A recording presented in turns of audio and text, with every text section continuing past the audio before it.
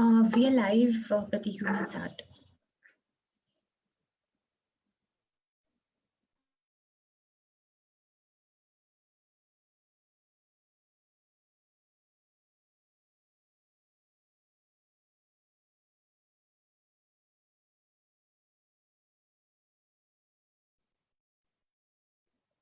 Dr. Pratik? Yes. You can start. We are live, Pratik, you can start. Hello, good evening, and welcome to all the delegates that have joined us for today's webinar. Today's webinar is brought to you up by Cynodent. Myself, Dr. Pratik Bam. I'm a second-year postgraduate student and public relations head, Team Cynodent. I am hosting this session along with Dr. Misbah Kadri. Along with us, we have our founder and CEO, Dr. Anmol Bagaria. I would like to thank Dr. Anmol Bagaria for organizing this webinar. First of all, I would like to introduce Cynodent. Cynodent is a unique healthcare platform for the first time in India.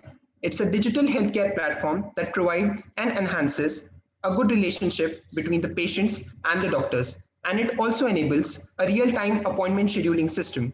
Our goal to create easy access to healthcare services and communication ways or appointment scheduling system, not only between the dentist and the patients, but also for the medical practitioners, diagnostic lab, to radiological services and pharmaceutical services, and also research and educational programs for doctors to enhance their knowledge and keep them updated regarding the same. Cynodent brought together at economic prices and minimum waiting time, because all of us have 24 hours and we have to utilize it without wasting. Cynodent is here to create precious healthy smiles on our patient faces with minimum effort and maximum welfare. Cynodent is an initiative that will put all of its efforts to create that beautiful smiles on our patients' faces for now and always. Now, patients do not have to fear those long queues and the busy dentist when they get a toothache. Cynodent is also working for social welfare and humanity to enhance the quality of the life by providing the healthcare needs, the health awareness, and free treatments to all the general public. With this, I come to our today's webinar. The topic of our today's webinar is decision making in periodontal disease treatment, pink versus the white. For this live session, we have none other than Dr. Pritinder Singh, sir. I welcome you on behalf of our team, sir. Dr. Pritinder Singh, sir, is a periodontist and implantologist. He is a gold medalist at his post-graduation. He has passed his aesthetic dentistry course from New York University, College of Dentistry, USA. He is specialist in dental lasers. He is the first Indian periodontist to research on synthetic platelet-derived growth factor in gingival recession defects. He is international ambassador for American Academy of Oral Surgery, USA. He is a top educator in dentistry at Global Summit Institute, USA. At present, he is working as professor in the Department of Periodontology and Oral Implantology at Swami Devi Dayal Dental College and Hospital, Haryana. He is the ex-senior consultant head at Indus Hygiea. He has done more than 55 paper publications in renowned international and national journals and has authored 3 textbooks internationally. He is the reviewer of 5 international journals which are PubMed indexed. He is the editor advisory board in Cambridge Publishing, UK, Trends Journal of Science and Research, European Dental Research and Biomaterials Journal, Journal of Dentistry and Oral Science, Bausch Dentistry, Journal of Dental Health, Oral Diseases and Therapy, Journal of Periodontal Medicine and Clinical Practice. He has been invited as guest speaker at International Academy of Periodontics conclave, which was held at Bangkok, Thailand in April 2014. American Academy of Oral Surgery Annual Global Summit 2020, Mediterranean Dental Society, Libya, Alphas, Montreal, Canada, Egyptian Academy of Periodontology, American Academy of Oral Surgery, international conferences, and International Association of Dentistry. He is the member of Dental Practitioner Forum of India and the member of Indian Society of Periodontology. It is my hearty pleasure and honor to host you, sir. I welcome you on the behalf of our complete team, Cynodent. Over to you, sir. Thank you very much for a introduction, Dr. Pratik, and I would like to pay my respect to Dr. Anmol, who started this innovative Indian venture along with her qualities and expertise. And greetings to Dr. Anmol, Dr. Thank Pratik, you, sir. and Dr. Misbah. So good job, and especially in times of COVID, hats off to you people who take out their time from their routine to educate others rather than educating yourself. You're educating the world. Good job. Thank you so much, sir. So good evening, good morning, and good night, good afternoon to the audience all over the world.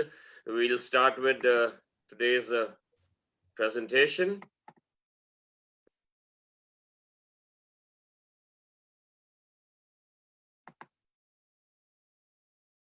So as Dr. Pratik told, we'll be talking on decision making in periodontal treatment planning, pink versus white. When I say pink versus white, the pink refers to the gingiva and white refers to the tooth, obviously. And so today, before I start the topic, would like to tell the audience and the world that thinking of the word perio, an undergraduate student just thinks of scaling and case history in their minds, that this is to be done in the perio department, which is not true. Through my presentation, I would like to tell you the vast area of periodontology we are going to deal with. Oops. These are, our famous actresses. I always start my presentation with a bit of comic, so to make the audience a bit interesting and live. So this is how our actresses look without teeth, which we don't want them to look like this. So let's see what we can do about them. So you can see the teeth and the gums. It's a happy marriage. So they just got married. You can see the jumping at the wedding, how the teeth are happy with the gums. And after marriage, as usual, there is a little bit of fight. And in this case, we see that plaque and calculus are the agents which lead to the fight. Oh, then after the fighting, there is a little bit of swelling in the gingiva, you can see. And now we see the deposits, the plaque and calculus, how after marriage the fight begins. Like if we don't care for each other, this is how the pink and white represent themselves. So eventually it leads to a divorce between the gums and the teeth. You can see the teeth are separate from the gums, the gingiva, which is not at all what we want. So we don't want any divorce between our strong teeth and the pink gingiva. Let's see what all procedures, what all measures we can take as a practitioner so that it doesn't happen. As you all know, periodontitis is an infectious multifactorial disease with severity degrees. Therefore, both patient and tooth-related factors, as well as the knowledge of the therapist or the clinician, they are much required for the prognosis.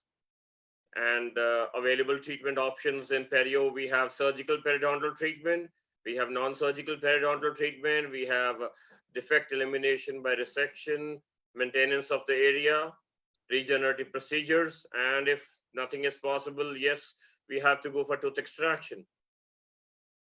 So as plastic surgeon does or gives aesthetics to our body, periodontist does to the mouth.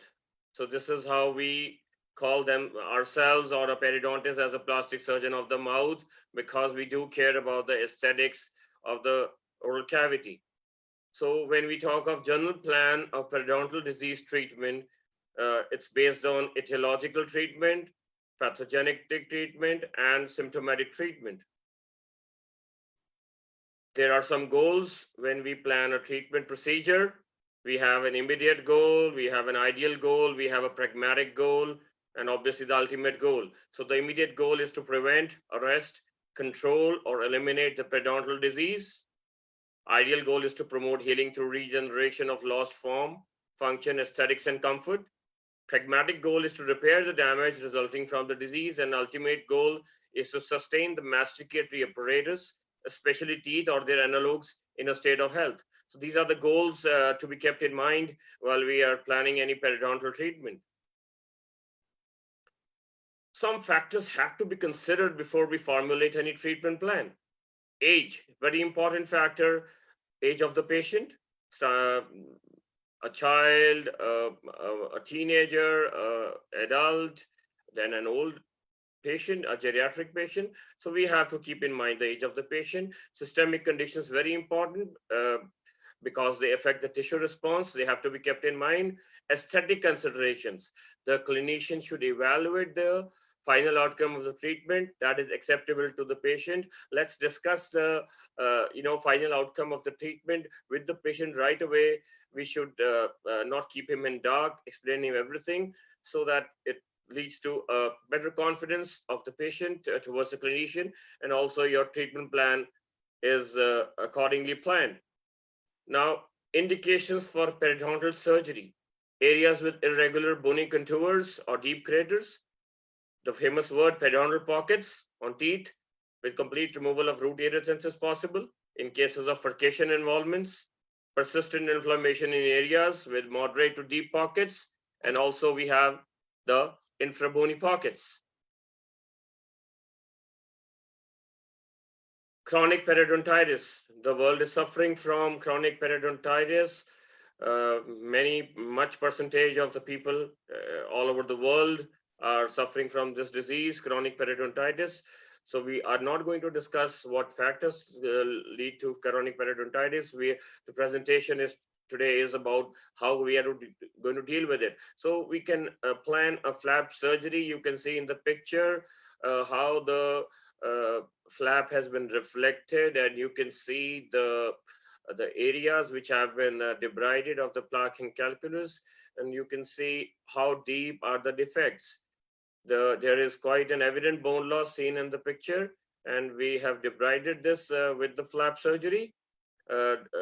During the flap surgery, we're going to discuss further. I'm just telling you. Now, there's another very important periodontitis occurring quite common globally, is the aggressive periodontitis. As the word suggests, aggressive periodontitis is really aggressive in terms of its bone loss patterns and the damage it causes without any much of local factors like plaque and calculus. It has more of a familial genetic origin as well. You can evaluate in the following x-rays. You can see in these x-rays, we have an evident bone loss. We call it an angular bone loss or a vertical bone loss. You can see the molars and the incisors are usually affected in aggressive periodontitis. Usually the first molars. You can see in the radiograph how aggressive is the bone loss, hence the name aggressive periodontitis. Earlier, it was also called as juvenile periodontitis, but it's a history now, since that time it was linked to the age that it occurs mostly during the juvenile period. But the latest research says aggressive periodontitis has no connection with the age, and hence, the juvenile periodontitis. So it was termed as aggressive periodontitis. You can see this bone loss pattern again in the molar, angular bone loss, and you can see the angular bone loss here as well. This is a radiographic depiction of a case of aggressive periodontitis. And looking at these x-rays doesn't mean that let's go for an extraction of these molars. If we can save it, we should. Coming to the next, perioaesthetics. The latest and the most wanted branch right now is aesthetics. And if related to perio, we would term it as perioaesthetics. Everyone in the world wants to look beautiful and smart and handsome, etc. So yes, a periodontist also plays a role in getting perioaesthetics into the clinical practice. Now in perioaesthetics, we have, this is a case showing hyperplasia of the gingiva gingival hyperplasia due to the orthodontic treatment. The patient is not able to maintain the proper oral hygiene. So there is an inflammatory factor as well. So the patient gets gingival hyperplasia and the looks are quite ugly, and the patient comes to you. So perioesthetics comes into the role. We do a simple procedure of gingivectomy. You can see the hyperplastic gingiva has been removed. I'll be showing you the techniques to remove this gingiva in the following slides. And hence, this is the final picture. You can see after a few weeks, the smile is restored again. So with a simple procedure of gingivectomy, we are able to give perioesthetics to the patient. And now the patient is quite happy with the results. Again, a very common problem, gingival hyperpigmentation. Patient comes and complains of black gingiva, and they're quite embarrassed to smile because of gingival hyperpigmentation. So yes, we have a treatment for this as well, which comes under perioesthetics. We have the gingival abrasion technique.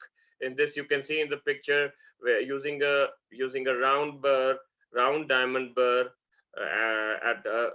using the gingival abrasion technique at a slow speed. We can remove the superficial epithelial layer, and we can leave it raw after the removal. And eventually, when it will heal, there will be we are going to expose the connective tissue, and eventually, when the reepithelialization takes place, the results are going to be quite dramatic, and we'll have a nice result. Now, split thickness epithelial excision, the second method after gingival abrasion for treatment of hyperpigmentation. In this case, we excise the superficial epithelial layer by a split thickness flap. As you can see in the picture, the incision has been given, a partial incision has been given, and this layer is going to be removed with the help of a scalpel and your normal BP plates you use in oral surgery. So this is how we can use this technique as well.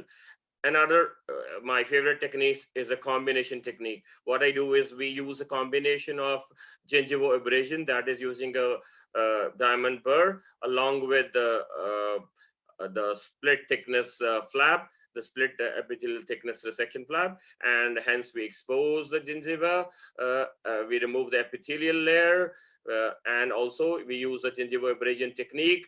We remove the blackened area, the pigmented area, and we leave it raw.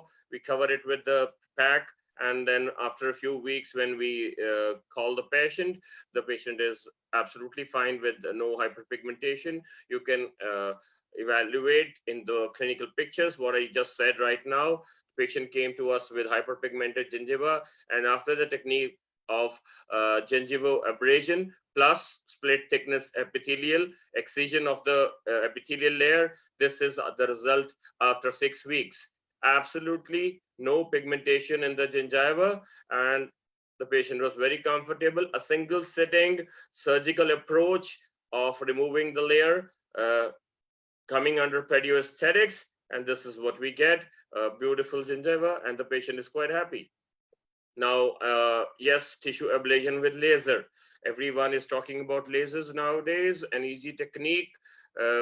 Again, in this case, nothing but removal of the layer. Instead of the blade or the gingival abrasion technique, we use the laser, and we are going to ablate the tissue.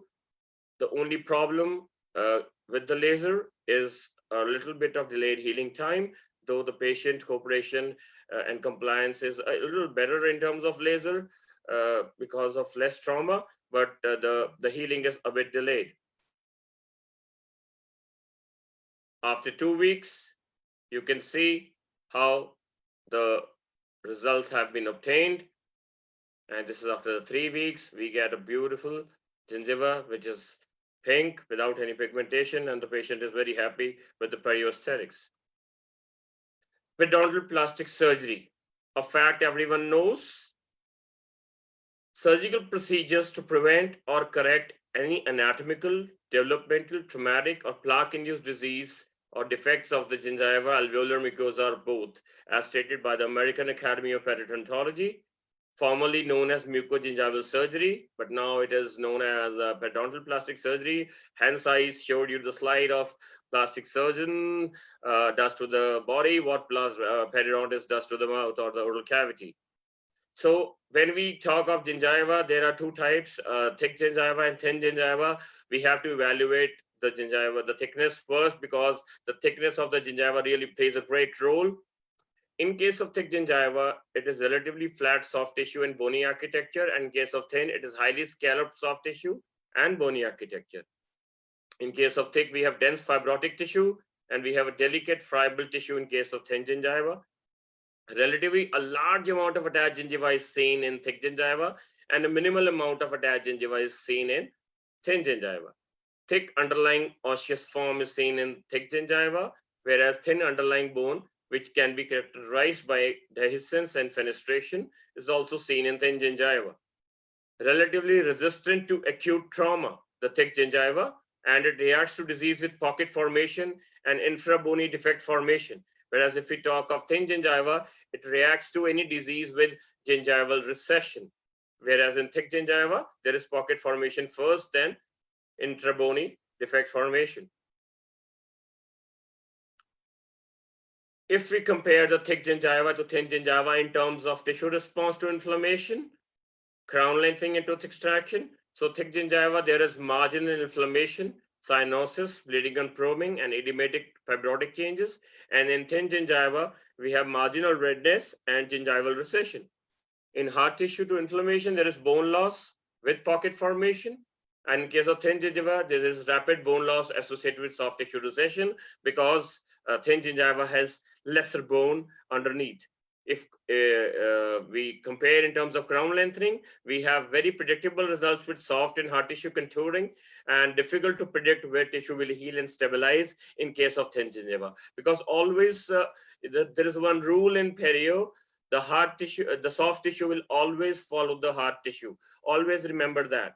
The soft tissue is going to go where the bone is. So in case of thin gingiva, as I told you, there is less bone underneath, so difficult to predict where the tissue will heal and stabilize.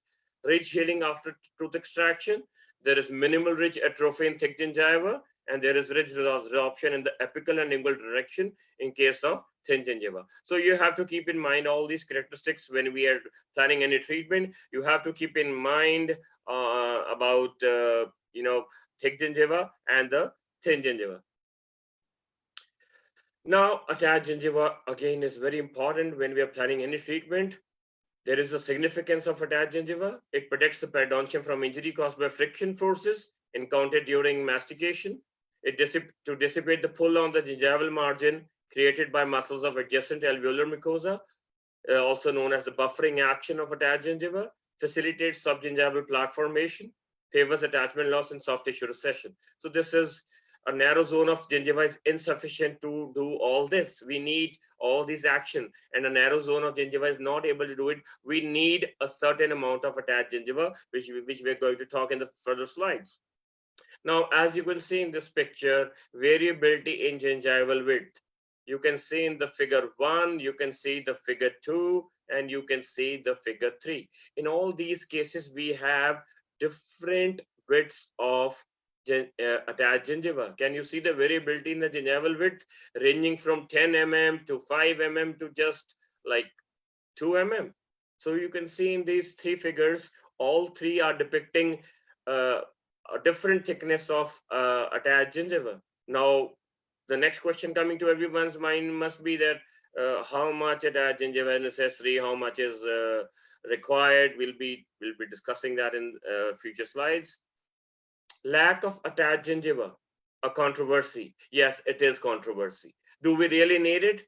Yes, we do need it, but it's not that we need it. We need to amount of 10 mm, we need to amount of 5 mm, we need to amount of 1 mm. Nothing of that sort. We'll be discussing what is adequate and what is inadequate. Yes, adequate attached gingiva is the gingiva, attached gingiva, which is maintaining good health of your gingiva, that is adequate. And the attached gingiva which is not able to maintain the patient is not able to maintain, or there is gingival disease on and on, that is inadequate. When do we need to augment? We need to augment when we see diseases related to less attached gingiva. It can be gingival recession, the most common. What is the predictability and long-term benefit of augmentation? The research and the many multifactorial and multi-center studies, randomized control studies, they have shown that yes, augmentation has quite a long-term benefits if the patient is also compliant. The current thinking of attached gingiva, keratinized gingiva is more important than attached gingiva. So see how my statement has changed from significance of attached gingiva to significance of keratinized gingiva. We have changed the statement. Yes, because I told you, whether it is 10 mm, 5 mm, 1 mm, if it is giving us a good oral cavity, a good health in our oral cavity, I will say 1 mm of adequate attached gingiva is also enough. So the current concept says keratinized gingiva is more important than attached gingiva. In case of keratinized gingiva, we're talking of basically keratins, and there is no minimum width of attached gingiva prescribed as necessary to maintain health. Earlier, the concepts were the historical concepts, 5 mm is required, 2 mm is required. Hall's concept said 1 mm is required. So the latest concept says, even if it is minimal and you are healthy, that is enough for you. And if you have a disease with even 5 mm, it's inadequate for you. So let's stay on the present concept. We don't need to have a specific width of attached gingiva. Who requires augmentation? Individuals with very thin, finely textured gingiva, teeth requiring restorations, implant sites prior to orthodontic treatment. These are the persons who require augmentation. Now, this augmentation can be done with root coverage, without root coverage, or combination of both the procedures. Let's talk about free mucosal autograft, one of the techniques to augment the attached gingiva. High predictability for augmenting keratinized gingiva. The technique of free mucosal autograft results are quite maintainable. Since it is an autograft, we are taking the graft from the patient's own oral cavity, so the results are quite maintainable. Important points for success of this technique: graft thickness. The graft should be ideally thick. The graft placement. Place it properly and stabilize it. Just placing it and the graft gets moved, or it is not stabilized, sutured properly, you get zero results. Recipient bed preparation, very important. We have to prepare the connective tissue bed by removing the superficial epithelium, because in the graft, the underlying portion of the graft is the connective tissue. You need to bind the connective tissue to the connective tissue bed, not to any epithelium. If we bind the connective tissue to the epithelium, there will be no healing. There will be epithelial barriers in between the healing. You can see in the picture, the clinical picture shows a recession, a case of recession in the central incisor. The picture shows itself a lack of attached gingiva with very low vestibular depth. So in this case, you can see we have given a semilunar incision in the vestibule. First of all, increase the depth of the vestibule with the technique is vestibuloplasty. So we have to first move towards getting more of vestibular depth. So we've given a semilunar incision and we have deepened it. You can see in this picture. We have taken the free mucosal autograft from the palate. The areas from where the graft has been taken, everyone knows it's from the distal of the canine to the mesial of the second molar, the preface side. Usually we don't move to the anteriors to take the graft because of the presence of rugae on the palatal aspect, where we don't want any rugae to come into our graft. The graft is adequately sutured and stabilized onto the affected site. And now you can see in the post-operative picture, there is a marked increase in the attached gingiva as well as marked decrease in the gingival recession.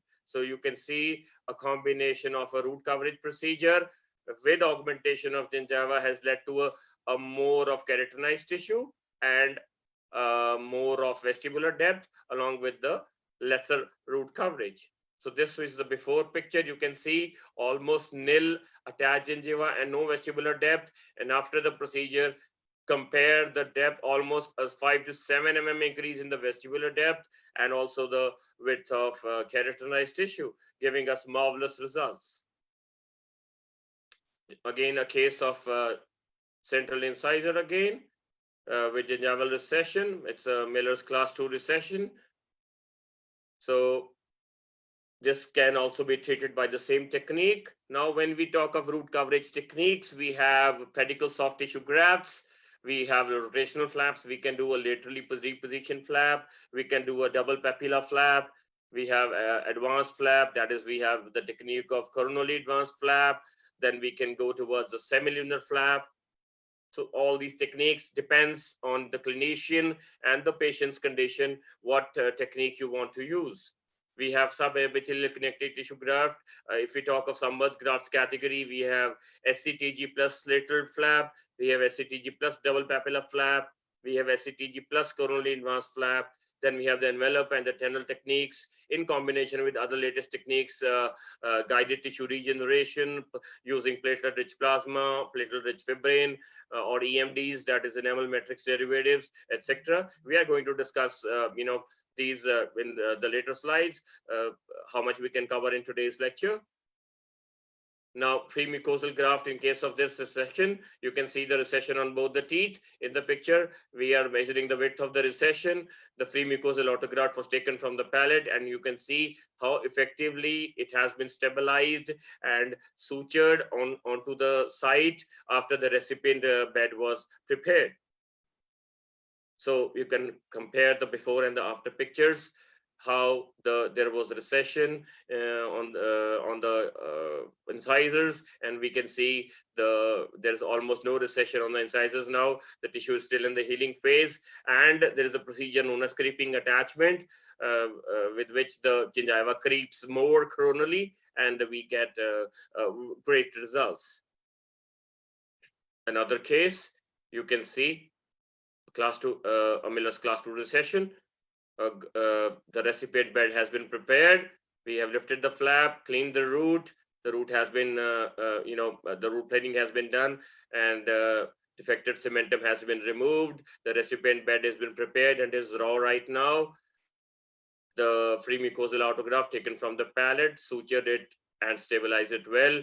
You can see the post-operative results. Amazing results using free mucosal autograft. Almost 90% root coverage was achieved after a period of 6 months, and still creeping attachment would give us more better results in case of this recession using a free mucosal autograft. Another technique, laterally positioned flap. You can see the recession defect to the incisor. So in this case, we are going to use the partial thickness flap from the next tooth. You can see we have taken the pedicle graft and shifted onto our recession defect.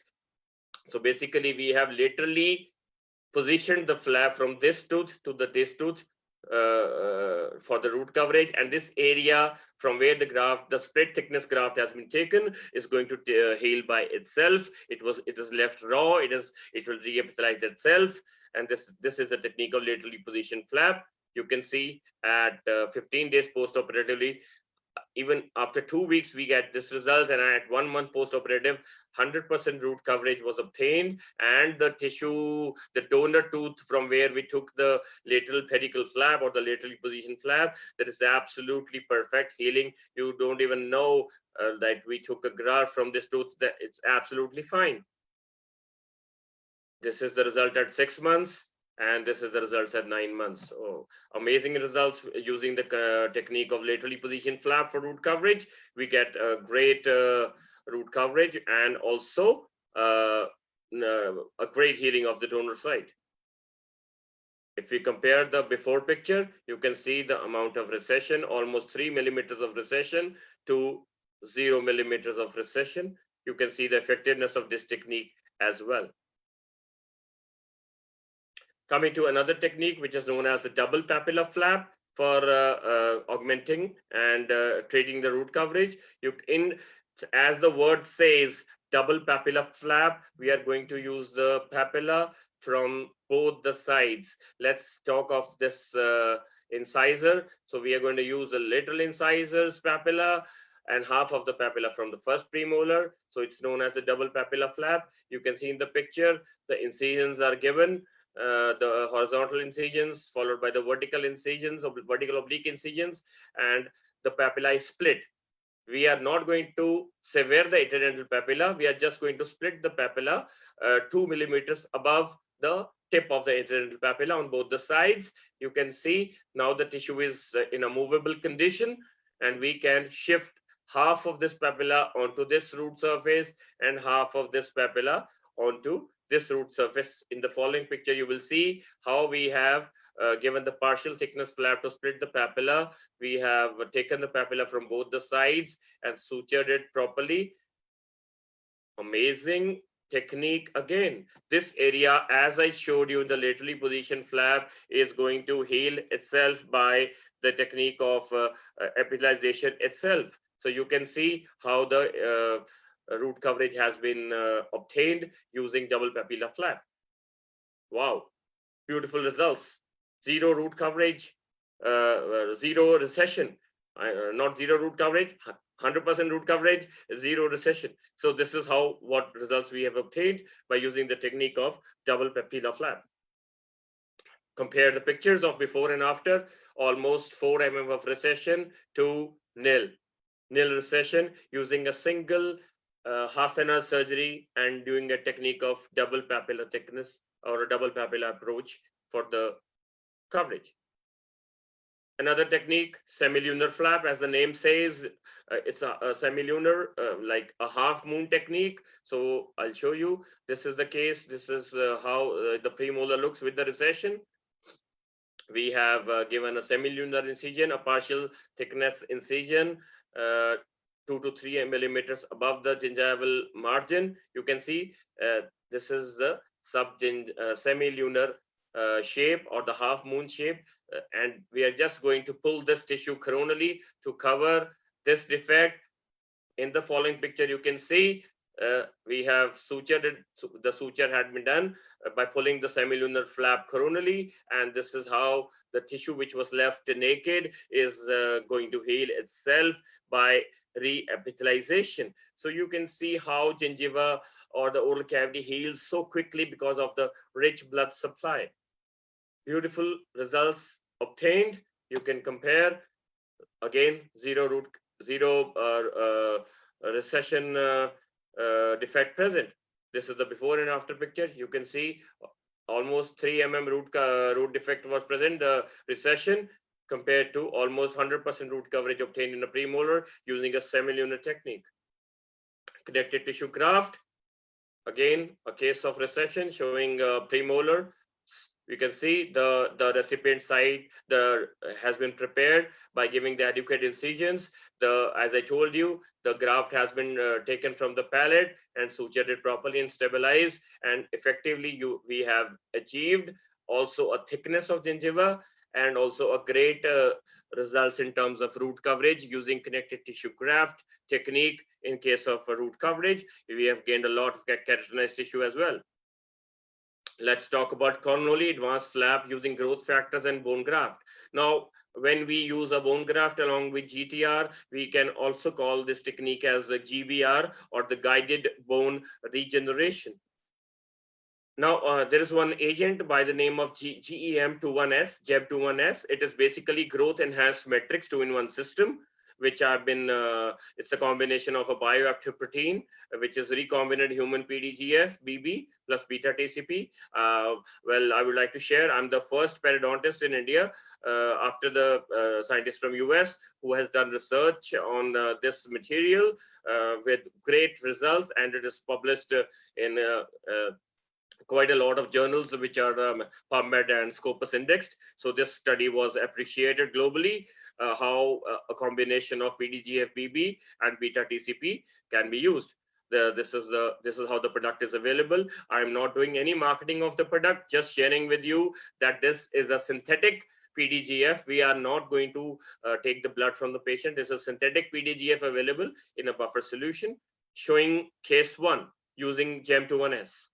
Patient with 3 millimeter recession on the canine. You can see a 3 millimeter recession on the canine, which is very evident in this picture. The radiograph shows proper bone. We did a standardized measurement using the stents, and you can see there is almost 3 millimeters of recession, Miller's recession.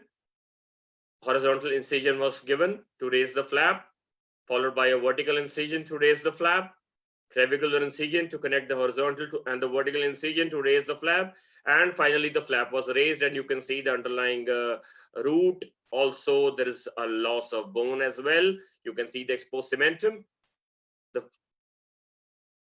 So another technique of root biomodification, which is very effective after the root planing is done, we have applied EDTA. In this case, we use 24% EDTA for the root biomodification, and we can also use 1% citric acid. We can use a tetracycline solution. You can use EMDs or many products available for root biomodification, basically to remove the smear layer and to expose the dentinal collagen fibrils so that we get a great attachment of new fibers. Our aim is to get new attachment. So this was applied for 30 seconds and rinsed thoroughly with saline. Then the liquid part of the GEM21S, that is recombinant human PDGF-BB, was injected. You can see how it is applied onto the root surface. We are going to inject it onto the root surface and the surrounding deepitalized area. We are going to inject the liquid. Then beta TCP, that is beta tricalcium phosphate, which was soaked in the remainder PDGF solution. We make a mixture of that and we apply it onto the root surface. So now we have RH PDGF plus beta TCP onto the root surface. Then we place a collagen membrane on top of that for space maintenance and stabilization of the graft. Collagen membrane is sutured. Coronal advancement of flap is done on top of the collagen membrane. It is sutured properly. And now we can see the results at 1 week. The healing has started. This is the result at 1 month. Still there is a defect present. We have not gained full coverage. 3 months, we are almost coming to 100% root coverage. And this is the result at 6 months. We gained full root coverage in this case, and we have a great thickness of gingiva obtained. So these were the magical effects of the PDGF-BB, what we used, and the beta TCP underneath the collagen membrane, which helped to form a certain amount of bone, as well as give a thickness to the tissue. And the more thicker the tissue we get on top of a root coverage defect, the lesser are the chances of the relapse. So you can compare the post-operative, the pre-operative to the post-operative picture from almost 3 mm to 4 mm of the root coverage, the recession defect. We have almost 100% root coverage obtained in a period of 6 months using a technique of recombinant human PDGF-BB plus mixture of beta tricalcium phosphate in case of recession defects. Showing you another case, case 2, another case with patient with 4 millimeters of recession. You can see an evident recession in a canine. Baseline picture, the same technique was done, so I'm not going to repeat the technique. This is the result at 1 month. This is the result at 3 months, and this is the result at 6 months. 100% root coverage obtained by the use of GEM21S along with a coronally advanced flap. In case of this, you can compare the pre-operative with the post-operative picture. It's magical results, and it is the patient was called after 5 years. The results are still quite satisfactory with this product. So eventually you can see how, so seeing all these defects doesn't mean oh yeah, there is a a root defect, let's cover it with the GIC or a composite. that is, I would call that as a shortcut to cover all these defects with a GIC or a composite filling. Let's talk of some perio, and we can actually deal with such cases. Aberrant frenum again comes in terms of perio. The patient comes with aberrant frenum. Because of this aberrant frenum, there can be midline diastemas and recessions because of the pole of the gingiva. It is quite a strong muscle, so to this can be avoided. The treatment can be done by periodectomy or phenotomy. So a case of a patient presenting with a maxillary midline frenum, you can see the diastema present. Immediate after a phenectomy operation performed, it was performed during with a scalpel, and the sutures are in place. A simple 10 minutes procedure, doing a phenectomy procedure. Ankyloglossia or a lingual frenum. Again, this is again a lingual frenum may also present a problem. Simple problem requires a correction of the lingual frenum. Just sever the frenum, or given with the proper technique, we do a phenectomy of the lingual frenum as well. Now, phenectomy is a very basic technique. Coming to inadequate vestibular depth, we just discussed in an earlier case. This is the same case I showed you, that this case has the minimal amount of attached gingiva and vestibular depth. In this case, we plan to do a surgical vestibular deepening. Incision has been planned. You can see the outline of the incision. The same incision has been given in the outline. A partial incision has been given to deepen the vestibule. So this is how we have gained this much amount. Clinical view immediate post-surgically. This is how much we have gained immediately post-surgically, the vestibular depth. So you can see by simple excision in the vestibule, a partial thickness without exposing the bone, we can also increase the vestibular depth. Increasing the vestibular depth, and after eventual healing, you will get more of attached gingiva, more of keratinized tissue. 2 months post-operatively, imagine you have gained so much of vestibular depth. So the vestibular depth also helps the patient to effectively do the daily cleaning with the toothbrush. The vestibule, a deeper vestibule is quite effective in terms of brushing. Now, a very important problem or a common problem with which the patient comes to your clinic is, doctor, I have some black triangles. When I smile, I see these black triangles in my oral cavity. As you can see in the picture, this is a black triangle. This is basically a defect of the interdental papilla, which gives a very bad smile, and now we have to treat this interproximal space black triangle. Let's see what we can do. Loss of interdental papilla resulting in black triangles, as I just told you, is a major aesthetic concern. Can lead to phonetic disability, yes, and food impaction. Yes, these are areas of food impaction. We can reconstruct the papilla using a papilla reconstruction technique. In the following picture, you can see we have just given a partial incision, and we have coronally moved the tissue where the black triangle was present. And this is how we have moved the free tissue, which was partially incised, and it was still attached to the underlying mucosa, and we have pushed it into the black triangle by a simple technique without severing much of tissue. You can see this is after a few months of healing. We can see this, after a few weeks of healing, we can see the black triangle is almost filled, and the area from where we coronally moved the tissue for the reconstruction of papilla is also healing.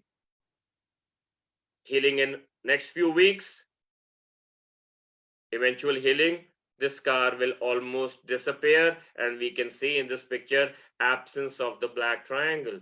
So this is a great technique. By simply using the soft tissue, you can also take the tissue from the palate and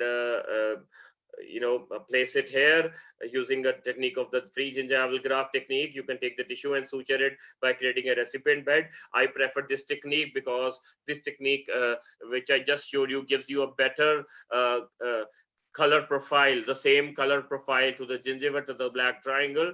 Uh, the tissue from the palate might give you a different appearance in terms of colors, but not in terms of results though. You can see the before and the after picture. The black triangle has disappeared.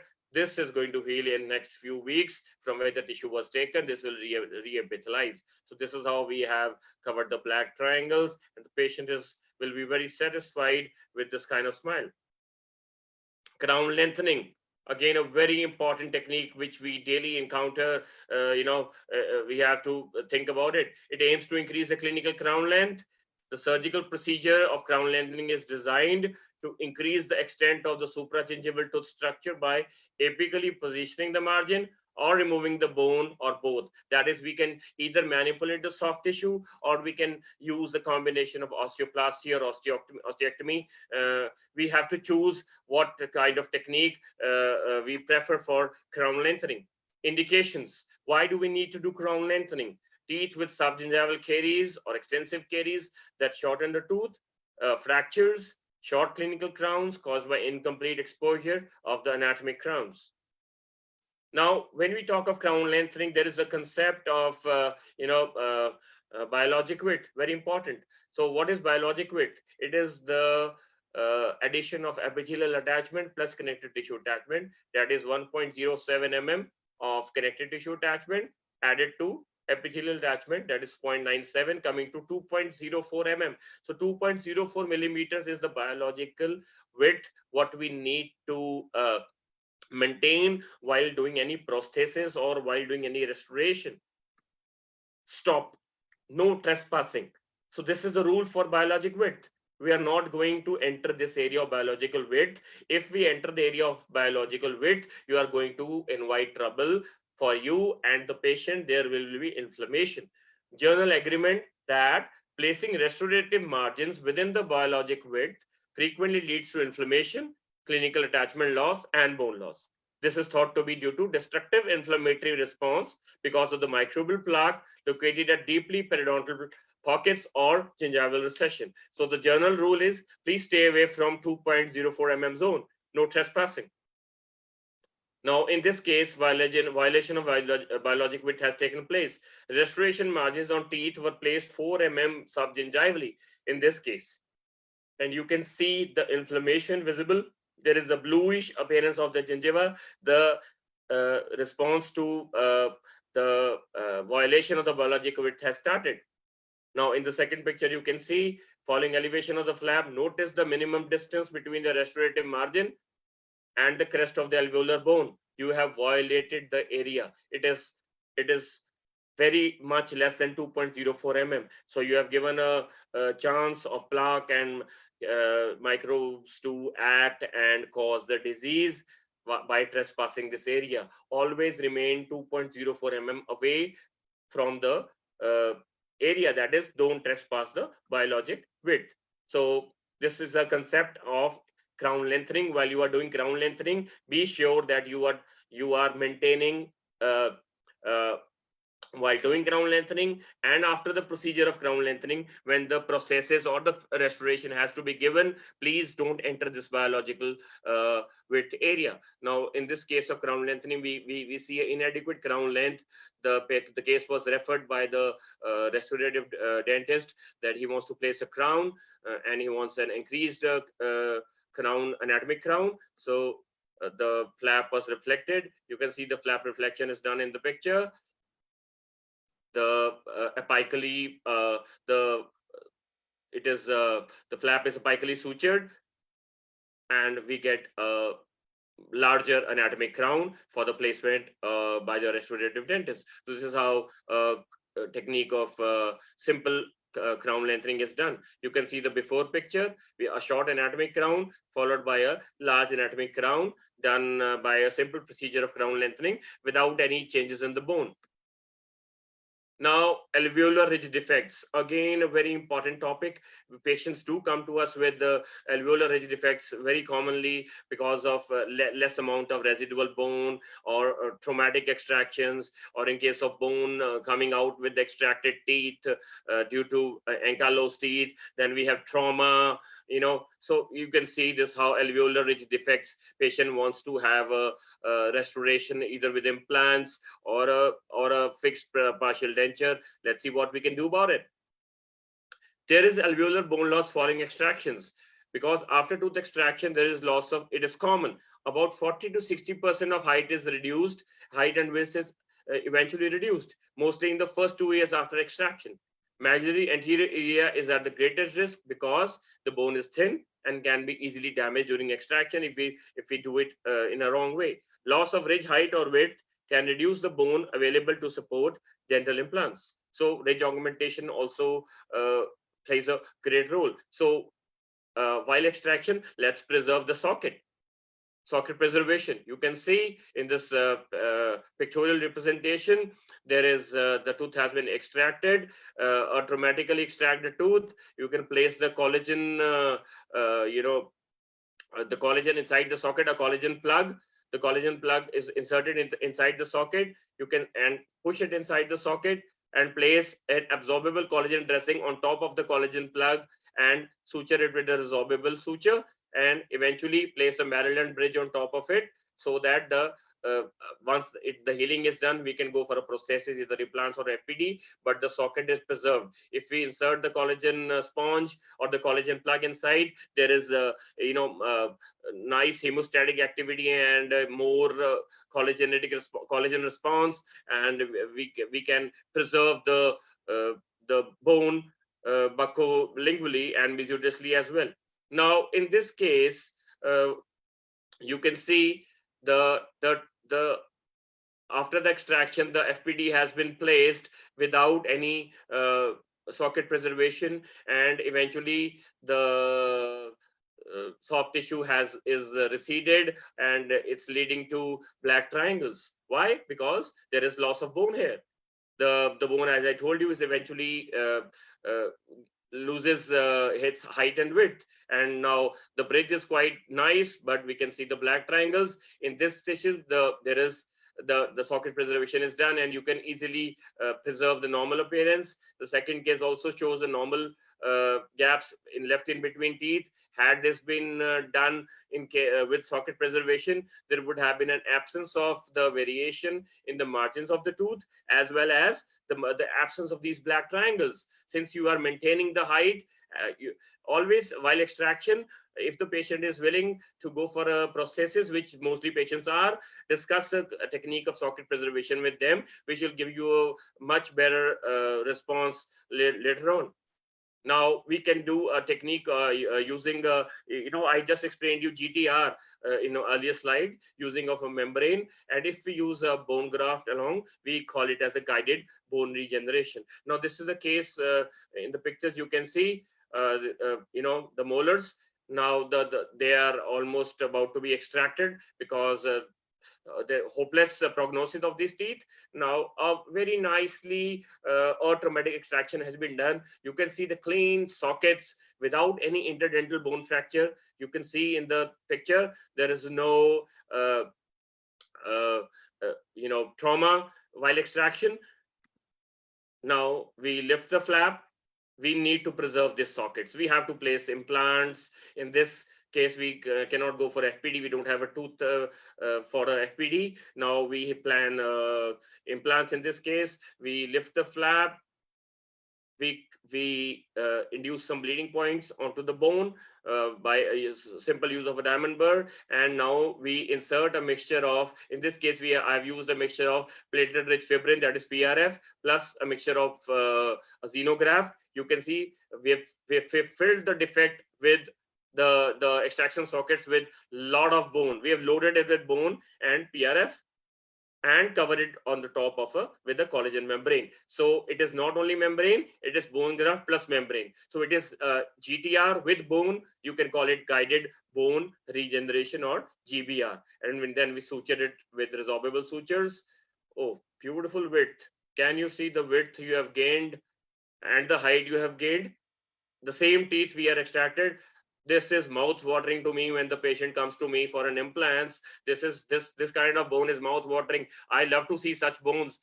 I don't want to augment every case of implants. So this is a beautiful case where the socket was preserved and the implants can be placed effectively in this case. Now, that was a case of GBR, what I showed you earlier with a resorbable membrane. Another case of GBR showing with a non-resorbable membrane.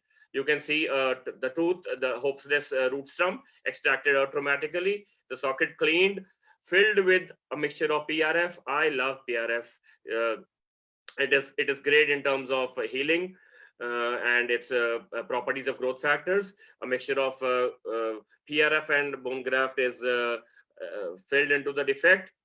A non-resorbable membrane, in this case, a PTFE membrane has been placed and sutured effectively.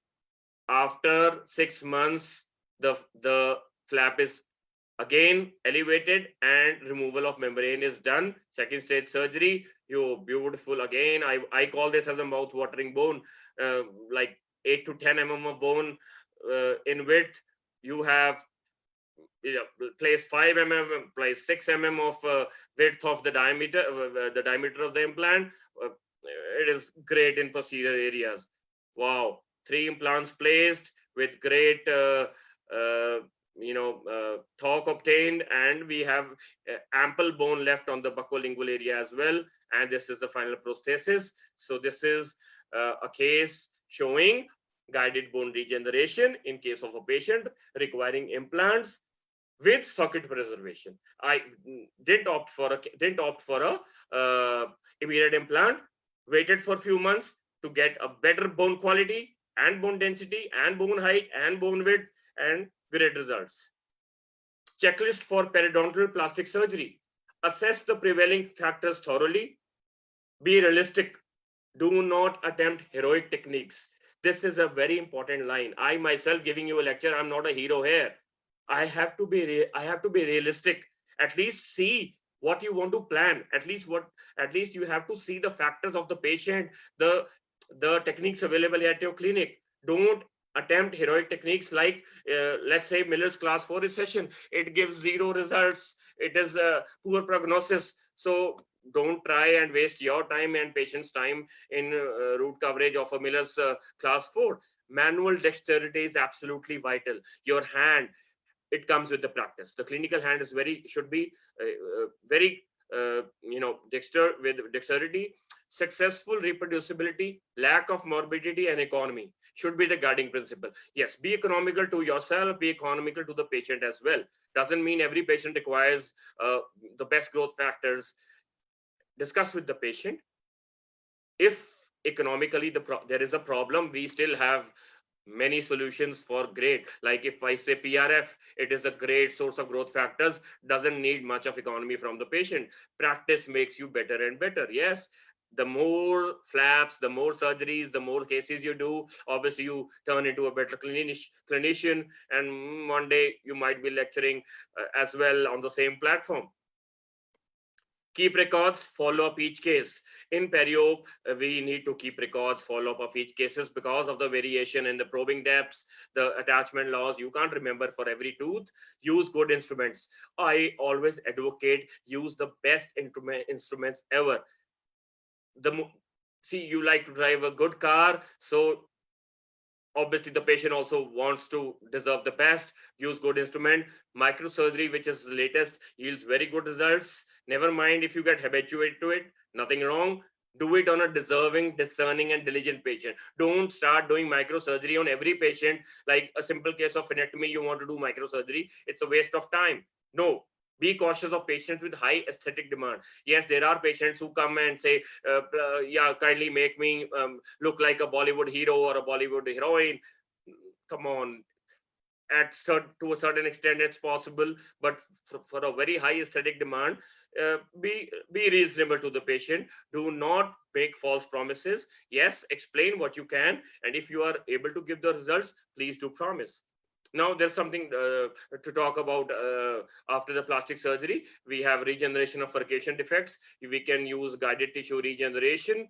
We can, as in the picture you can see, we have debrided the furcation defect. In this case, again, principle remains the same.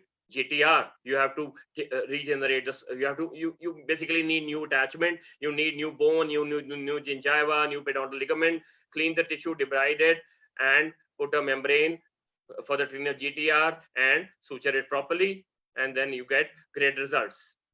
Regenerative periodontal surgery, showing you a case of autogenous bone grafting. This is a case of showing a great amount of probing depth. You can see the probe is almost fully inside the probing depth. The flap is lifted and you can see the bone defect. Clean it thoroughly, debride it, and do the autogenous bone grafting, the bone taken from the patient's symphyseal area, or you can also use the retromolar pad area, or you can also the palatine area. The maxillary tuberosity area, the bone is taken, mixed with PRF and sutured, and you can see there is a great evidence of bone formation when the patient comes to you next. You can also use autograft.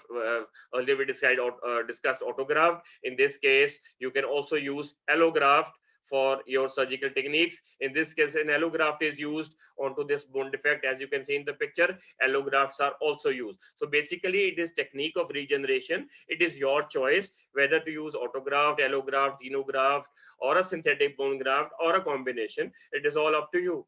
Now, this is showing again a case of alloplast, surgery with an alloplast, how this defect is there, which is treated after the surgery. The patient wanted to retain the tooth. So there is absolutely great bone formation. You can see a angular bone loss here and no bone loss here. So there was quite a bone fill using an alloplast as well. Now, guided bone regeneration also has a role in implant dentistry.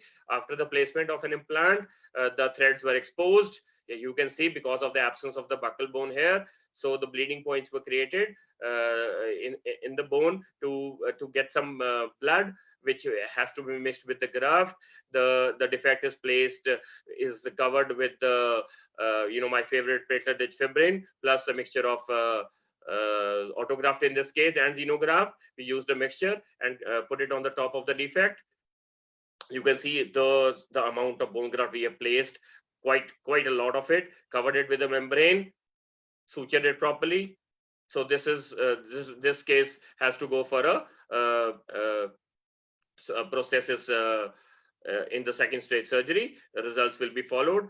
Now, when we talk of perio, we have innovations in periodontal surgery. Lasers is not, I will not say it's an innovation. It is quite old now, but still it is an innovation when we use laser in our daily practice in various techniques. Whatever we discussed today, like frenectomy, gingivectomy, grafting, regeneration, deepithelialization, removal of tissues, osseous recontouring, a second stage surgery, or peri-implantitis, wherever we are using scalpel, we can also go in for a laser. A diode laser also gives good results. The only thing is some issues of delayed healing. This is a case of frenectomy showing with laser. You can see with the laser we have removed the frenum. Patient is a little bit better in these cases because very less amount of local anesthesia, or in some cases only under spray. These cases have been done.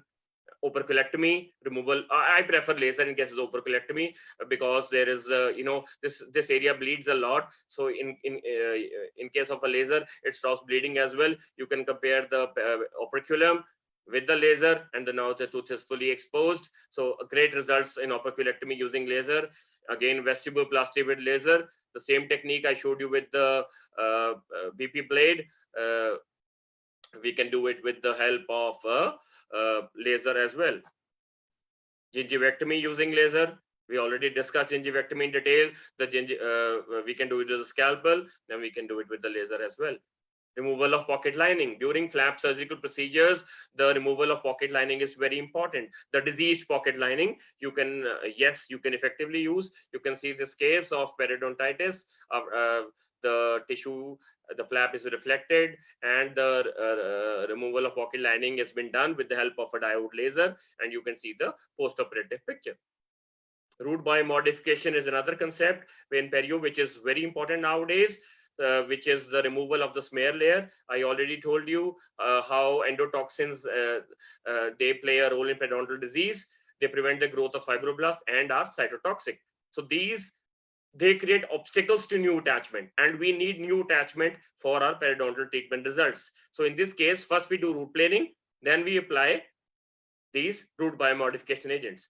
So mode of action is, first we remove the smear layer, then we create a mat-like collagen surface with exposed dentinal tubules, and then the PDL cells and the fibroblasts, they adhere to the demineralized root surface. As I showed you in the case, we use 24% EDTA. We can use many other materials. This is the effect of root biomodification. This is the SEM study or SEM slide showing the effect of root biomodification. The collagen fibers are visible, and they are exposed to give us new attachment. Various agents used, tissue call, EDTA, amdogain, lasers, tetracycline capsules are the agents for root biomodifications. Also, local drug delivery. I will not take much time, another 5 minutes of you. Local drug delivery advantages.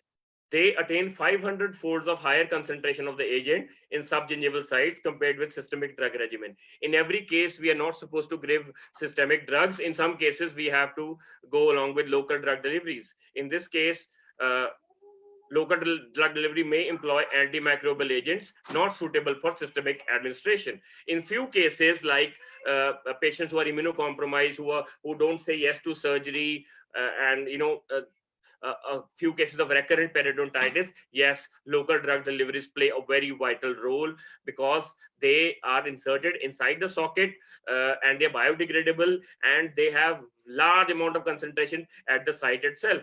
They reduce the dangers associated with systemic administration, such as drug toxicity, adverse reactions, or any superimposed infections. Indications, I already told you, in unsuccessful phase 1 therapy or medically compromised, in combination with debridement, patients suffering from recurrent, or during periodontal, or in combination with surgery. Various materials, tetracycline fibers, metronidazole gel, chlorhexidine chips, minocycline gels, doxycycline can be used. These are the various agents, periodontal fibers, tetracycline fiber. Now, just a few words about platelet-rich plasma and platelet-rich fibrin, which are very effectively used. I showed you in many in my techniques, all my surgical techniques, we used a combination of bone graft with PRF. So PRF and PRP both are obtained from the patient's venous blood. The only difference between PRF and PRP is that in case of PRP, we have to add a bovine agent, and in case of PRF, we do not add any external agent. So PRF is more preferred because over PRP, because we are not adding any additive agent, so there are less chances of any immunogenic or allergic reaction. This is the case of intrabony defect. You can see the intrabony defect in the picture as well as in the X-ray. We need to do the treatment of this case. Now in this case, we have cleaned the area and inserted the PRP and bone graft combination. We have mixed them, and now application of PRP is done on top of it as a membrane as well. And after 12 months, we see there are reduction in the probing depth. So I don't say PRP is not efficient. It is efficient, just to avoid the immunogenic effects. And also PRF has a longer span of growth factors availability. So a preference for PRF. So this is the pre-surgical picture showing evident bone loss. With the post-surgical picture, you can see the amount of bone we have gained using the combination. Peri-implant plastic surgery. In case of an upper central incisor, you can see this tooth has to be extracted now. It is a hopeless tooth. Now, when we extracted the tooth, there is an absence of the bone on the buccal side. Now, absence on the bone on the buccal side, we need to treat this. We have given a mixture of the platelet derivatives and the bone graft, and we have filled the defect which was created by the absence of the buccal bone. We place the membrane on top of it and sutured, and a Maryland bridge is supposed to be given on this side. After a few months, This is at the picture after 15 days and 3 months. You can see the width and the height maintained. And while opening of the site, there is no buccal bone, absence of buccal bone now. The implant was very efficiently placed on top of it and sutured. And again, a metal dent was given. Second stage surgery done after 4 months. A beautiful gingival zenith is obtained, abutment placed, and a beautiful prosthesis is being given at the same site where this tooth was extracted, and we had a great loss of buccal bone. So these are all showing you the combined effects of bone graft and the platelet-rich derivatives in perio, in implants, how we can use these combinations. Periodontal microsurgery is very important nowadays. It works on 3 principles: improvement of motor skills, thereby enhancing ability, emphasis of passive wound closure, application of very small instruments, that is microsurgical instruments, and suturing to reduce tissue trauma. So you can see how using a microscope we can eventually avoid these large instruments, and you can compare the size of the blades. We use micro blades in case of periodontal microsurgery, and see the effective suturing we have obtained with periodontal microsurgery. Because of the vision, we can use these sutures and effectively. So concluding my lecture in the last 2-3 slides. Now, as a general practitioner, there are few factors which affect the periodontal referral process. That is the specialist clinical skill, previous positive experience between the general practitioner and specialist quality of communication. That is, if you are referring your case to a periodontist, these factors should be kept in mind. Likelihood of a good patient and a good rapport. Specialist and GP share similar practice philosophies. That is, you and your periodontist should have the same philosophies when you are treating a patient. Specialists return back to your patient within a reasonable time period. Doesn't mean you send it to periodontist and he treats every family member of that. If you're referring a case, it is our duty to send the patient back to the general practitioner as well. And specialists can see patients within a reasonable time. His reputation should be good in our community. Especially, he should be a board certified or a degree holder. The fees are comparable, and the office should be very convenient for a periodontist referral. Now, future of periodontology. This is the last slide. Very nicely done by my colleague, a very senior colleague from Australia, Dr. P. Mark Bartold, one of the top periodontists of the world. I had met him twice. And we have also presented at the International Academy of Perio together. What is the future of perio? Advanced surgical techniques, tunnel and pinhole aesthetic surgery. Then we have epigenetics. Then we have genome-wide association studies.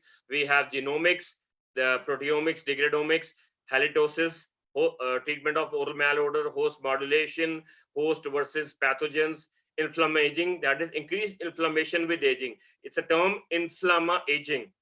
Inflammasomes, lasers, microbiomes, nanotechnology, CAD cams, 3-dimensional bioprintings, in which we can actually print a jaw. Using the 3D technique, we can actually go for a printing of a jaw, a titanium jaw. Natural therapies, probiotics, Ayurvedic medicines, periodontal endoscopy, periodontal medicine, periodontal regenerative medicine, personalized periodontics, polymicrobial synergy, microbial dysbiosis, targeted antibiotic therapy towards various pathogens. Like we'll be having antibiotic therapy towards, after culturing, we'll have various targeted therapies. I'm tired of this future of perio. This is too much. But I'm also amazed looking at this slide, how much work we have to do, we are doing, and we'll be doing in future about perio. This slide, which I've showed you, I can have a separate lecture on this for 2-3 hours. On this slide, I just wanted to share this slide with you all, because this is all what is perio. It is vast. It is not just scaling and case histories, my dear friends, colleagues. So I would like to conclude my lecture with this. Hopefully, little bit of understanding and knowledge I gave it to the audience. So the pictures I showed you in the first slide, the Kareena Kapoor, Katrina Kaif, they are absolutely back with the beautiful smiles again, since we did all those treatments and restored their smiles. Thank you very much. Over to the Cynodent people, Dr. Prateek, Dr. Anmol, and Dr. Misbah. Thank you for giving us tips and tricks to deal with the periodontal aspect of treatment modalities and taking a fair decision for pink versus white. Sir, it was a fantastic webinar and I really like the way you started the webinar and how you end the webinar. Thank you very And much. thank you for putting up your cases and showing the wonderful post of results. Sir, we had too many questions, but you have almost answered all the questions, but still we have few questions from Sure. attendees. Should we begin, sir? Sure. My pleasure. Sir, how periodontal disease is a factor of heart and lung disease? See, this comes under periodontal medicine, right? So periodontal medicine, if we talk, you are mentioning me heart and lung. If I tell you in one word, the periodontium is connected to the whole human body. So if you're just asking me heart and lung, it is that yes, they have a relationship. The microbiota of periodontal disease is quite evident when we study the diseased lungs and the diseased, what did you say? Heart and lungs? Yes, sir. Yes. So, subacute bacterial endocarditis is very commonly associated with oral problems. Same is the case with the periodontal disease. So, the subgingival microbiota is quite transferable in term with the blood flowing to the heart, and then they're finding a reservoir in the heart as well as in the lungs. So this is how they are related.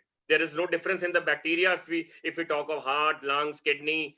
It's basically your luck where your periodontal microbiota is going to fit in. It can move towards the heart disease, it can move towards the pulmonary disease, etc. So basically, if you study, it's the microbiota. If in excess quantities and the patient is immunocompromised or systemically compromised, yes, it can move to heart and lungs, very common. Thank you for the answer, sir. The next question is, what are the specific contraindications for the synthetic PGDF? No contraindications for synthetic PDGF because this PDGF is synthetic. So all the immunogenic factors which you are thinking, the one who has asked the question must be thinking about the immunogenic or the allergic responses to this. So this was created without any source of HIV, without any source of virus, without any source of immunogenic reaction. All those antibodies, antigenic reactions have been removed from this synthetic combination. And why was this PDGF invented? Some patients are like me. I'm very afraid of giving my own blood. I hate the needles. So this is why it was basically developed. No immunogenic reaction, absolutely safe, no contraindication. Okay, sir. Sir, another question is there any better method to cover the donor site of graft rather than conventional technique? The donor site of the graft, you mean the palate? Yes, sir. Yes, if you to cover or the please repeat the question. Sir, the question is any better method to cover the donor site of graft rather than conventional technique? Okay, the conventional technique says that you take the graft and suture it, right? Yes, it is a problem to the patient when the patient is taking the meals and his speech. Yes, he has a problem. There is a lot of pain in the palate. Yes, there is an open open door technique in which we create a door type of a flap which is attached on one side. It opens like a door. You open the door on the door on the palate. Take your tissue, close the door, and suture it. That is one technique which is a bit difficult to do. Great technique. Second is do any technique. Take the graft, give Hawley's appliance. Give Hawley's appliance. Tell the patient to put the Hawley's appliance till it heals. The patient will be comfortable. So I always give Hawley's appliance. Whichever technique I do for taking the graft, I preferably give Hawley's appliance. And also there is one more innovation. What we did is we cover the site with a collagen plug. It gives very nice hemostasis. It gives very nice hemostasis, and also it avoids the direct environmental exposure. So you can use a combination of a Hawley's appliance as well as giving a bandage of a collagen plug below. Yes, sir. Thank you for the answer. Sir, the next question is, Could you explain in brief overview what type of graft to be used in both cases? In brief, Uh, sir. yeah, in brief, I can never be brief. Okay, I'll try. Graft, the bone grafts, they work on principles of osteoconduction, osteoinduction, or osteogenesis. So it is clinician's choice. You want osteogenesis, you want osteoinduction, you want osteoconduction. So either you can use one graft, either you can use two grafts, or you can use three grafts. You want to combine osteogenesis with osteoinduction, osteoinduction with osteoconduction. In my opinion, if you want good results, please use a combination of grafts so that you get osteoconduction as well as osteoinduction. This is what I can tell you in brief. Use a combination of grafts. Okay, sir. Sir, the another question is, can advancing flaps be used in case of implant exposure? Basically, when we talk of implant exposure, it is not due to soft tissue, it is due to bone. A Yes. soft tissue, if a soft tissue is lost initially, the implant should not be exposed. The implant will only be exposed if there is, because implant is also integrated with the bone. So if implant is exposed, it means it is not a soft tissue problem, it is a hard tissue problem. Yes, you deal with the hard tissue and then you do it coronally. I told it's a rule. Hard tissue, soft tissue will always follow the hard tissue. So you cover the defect with the bone. The bone is firm. Suture the soft tissue coronally. The soft tissue will remain 1 to 2 mm coronally, always to the hard tissue. Yes, go ahead.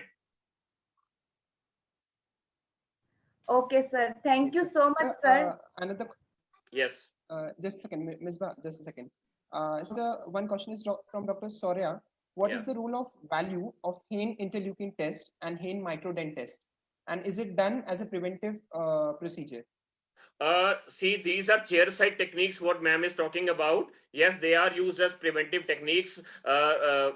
We can have a separate lecture about these techniques. Yes, they are used in preventive techniques. If we go into deep theories about these techniques, it is going to take much of time. It will take half an hour for me to talk about these techniques. Yes, the answer is yes. These can be used as preventive techniques. As I told you in the last slide, the future of perio is holistic approach and a very focused approach. Yes, these things are going to help in the near future. We are going to target specific organisms to control the disease rather than trying from A to Z. Let's focus on either A or Z. This is the future. Yes, thank you, sir. Thank you so much, sir. I would like to thank Dr. Pratik and Dr. Anmol for hosting the session. Now, at last but not the least, I would like to invite Dr. Anmol Bagaria, ma'am, for conclude the session. Good evening, everyone who are present here from India and all parts of the globe. Sir, I would like to thank you for giving us your valuable time and for such an informative lecture.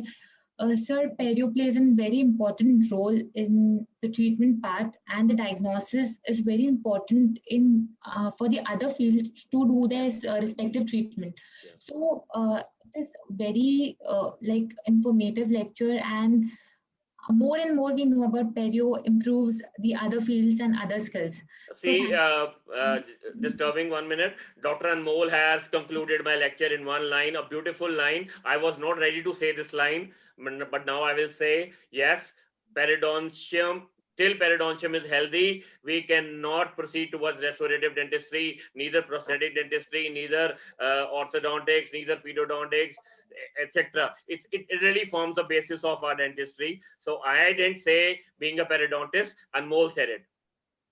no, sir, it is actually it's the basic of all the fields are important, and Yes, all the very true. fields are required to deliver a healthy treatment Very true.